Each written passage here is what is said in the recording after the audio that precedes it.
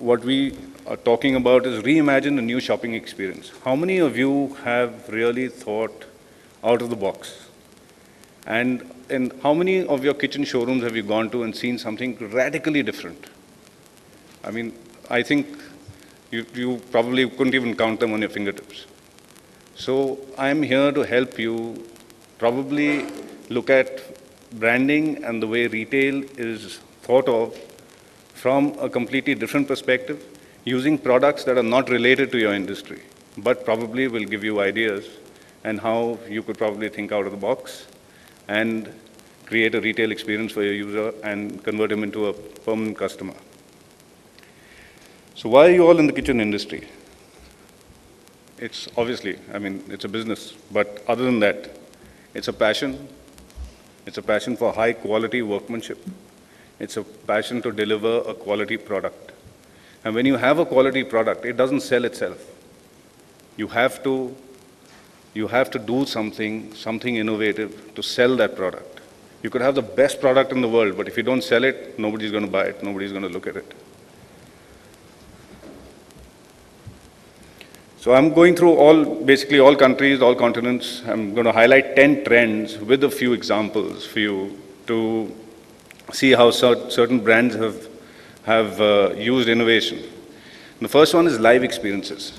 Now, live experiences is something where a customer walks into a showroom and he experiences the brand from the point of touch, feel, using all his senses, smell, like a coffee shop, for example.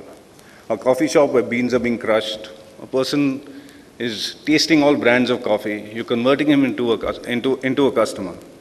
You move forward to another coffee shop, which used a very innovative idea, and its green initiative, where all their cups, their discarded cups, were cleaned, and they brought in an artist, and they got an artist sitting in the window, painting and suspending all these cups all over, creating a mobile installation, which was changing all the time. They encourage children to come into the showroom. With children come adults. While children are busy doing something and creating this installation, adults are drinking coffee. And they're converting that into a sale. Now, the Blocks is a very interesting wine shop retail now, because they used this concept in a warehouse initially, where they were launching some brands. And there again, people went, they saw different kinds of wines from all the complete spectrum of Australian brands. They tasted them, they obviously smelt them, whatever. And that experience was so successful that they used this same experience and developed retail around it, although on a smaller scale, because they were thinking out of the box. And I'm sure some of you have been to this LG Live Kitchens in Singapore, where they've imbibed a lot of technology. And the way they sell their technology, is by letting you experience it and use that technology within that showroom. And this is in Singapore. It's about a 4,000 square foot space. And it has a huge amount of footfall. It's converted a lot of customers. It's made people view kitchens differently. We go to the next trend, which is augmented reality. This is basically a trend where you're using technology to help you stretch the realms of reality. How can you stretch reality? I mean, reality is reality, but how do you let people think beyond it? So you go to a store, for example, there's a clothing brand. It's a hybrid fitting system that is being tried out, where a person stands in front of a screen and they pass a barcode onto that screen, and it flashes those clothes directly onto you. You don't need to use a trial room. You don't need to go and select 5, 6, spend 2 hours trying to select 2 pieces of clothing to buy. Here you can try out a larger range and probably convert it into a sale a lot quicker than you would otherwise. Now, this particular project happened in Germany, where they wanted to sell this technology. It's a video mapping and projection technology. What they did was, they didn't want to call people to their showroom and show them this technology and what this technology could do. What they did, invited all prospective customers to a castle. And this castle is a huge wall where they projected an image. And this image became dynamic. What you see is a projection on a flat wall, is how you can create reality. How can you use augmented reality to sell kitchens, for example? If there's a dearth of space, you go into a room, you've created 3D renders and you've used technology to be able to show a person all the possibilities in 100 square feet. That's thinking out of the box. It's not taking a physical kitchen and showing them the same drawer that opens exactly the same way or the door that opens exactly the same way. And this is where very interesting thing in a kitchen where somebody's used augmented reality to do video mapping in the kitchen according to moods of the person who's cooking there. So it's the type of mood, it's the type of feeling. So you create imagery, it's all digital. And this is an extremely successful campaign that Nike did with the levitating shoe, where they had this shoe, they wanted to show how light it was. And they had these tubes next to this shoe where a person came and blew into the tube and the shoe levitated. It was creating a physical experience for the buyer where a person felt more closely related to a shoe and what it could do and how light it was, what a fantastic product it was, rather than it sitting on a shelf and him having to read everything about it.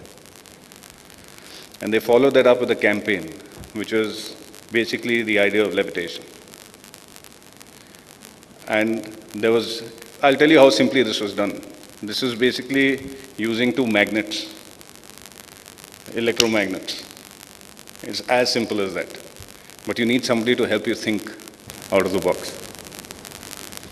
Now, pop-up stores is a very interesting concept where places like Bombay and Delhi, where real estate is premium. And what do you do in cities like this where you can't own property, even if you rent it, it's astronomical. You go to locations, you identify locations that you can put a temporary store. It's like an exhibition. Maybe it could be like an exhibition. Say, for example, the aisle of a mall. You're taking your store to the people. You're taking it into their environment. Malls have crazy amount of footfall. There's one that connects to this hotel. The number of people who visit it is huge. You create a store for a month. You're getting eyeballs. You're getting awareness. So this is a huge possibility in taking your product out to people where you definitely don't have a physical presence. There are 5 steps to planning a pop-up store. I'll quickly go through these. Consider what areas of the local community could benefit from a mobile service offering. Provide customers a feeling of excitement and exclusivity by notifying them about new retail locations on a consistent basis. So you're shifting from one place to the other, from one mall to another location, and deliver a unique experience based on a particular location or event. It could be event-based. There could be designers showing there or something. Your kitchen could be designed by a particular designer. Gain deeper insights and make more relevant recommendations by engaging your customers on their turf. Utilize a mobile retail presence as an extension of your physical space. Gap did it with just one collection. They took it to 250 locations and drove their sales through the roof. Then the dog kitchen, they've done it for kitchens also. Now, this is the 4th trend, is personalization and collaboration. And I've heard a lot of speakers talking about collaboration, but this kind of collaboration is a little different. Is when you go into a store, you create an experience where all your kitchens are probably made to order right now because it is not, our housing industry is not as structured as we would like it to be. So you create an experience where here they created it to made to order shoes. I mean, specifically made to order shoes. You walked in, they gave you made to order shoes. Karl Lagerfeld, famous designer, Sephora called him in and they took it to beyond just the product that they did into selling accessories. This is a famous, an African artist who migrated to the US, and he wanted to, Puma tied up with him where he wanted to highlight the American dream, famous African footballers. And he created a one-off collection which stayed only for 2 months. And it was sold out. They were back ordered in those 2 months. They didn't have enough product to service the amount of orders they got for those 2 months. After that, they discontinued it. Maybe a new idea next time. This is a restaurant where they used art. They just got one graphic artist to come and paste the walls with art and created a new experience. A month later, they changed it, called somebody else.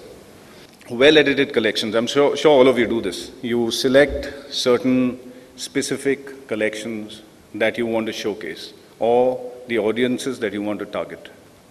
You have a predominantly,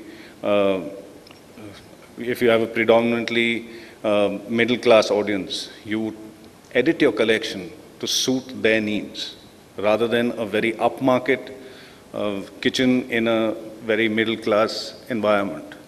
So you have to edit your collections well and intelligently to be able to sell more kitchens. You have so many of these cooking programs on TV. They all cook in kitchens. I mean, you could collaborate with one of those to create more eyeballs for a particular brand. Now, these are all established brands. Now, for you to establish a brand and move forward, these are probably some ideas, some kind of directions that you could go in. Gourmet stores are very specialized. You could also collaborate with some gourmet stores to, rather than sell only one product, which is what the kitchen industry is doing right now, is selling only one product. How can you bring other people related to your industry and sell their product through your showroom by also creating more eyeballs on your product? This is a gourmet store where everything from all over the world is available. You walk into this store in Germany, you get everything. Everything. You name it, you get it, from any high-end brand possible in the world. Now, Hédiard in Paris took it to the travel industry. They took it into the airports, railway stations. You could buy gourmet product anywhere. And this is a very interesting thing that happened with French Laundry. Is a very high-end restaurant in the US, where they had their client base was really the affluent people there. So what they did was, BMW was launching its active hybrid. Thank you.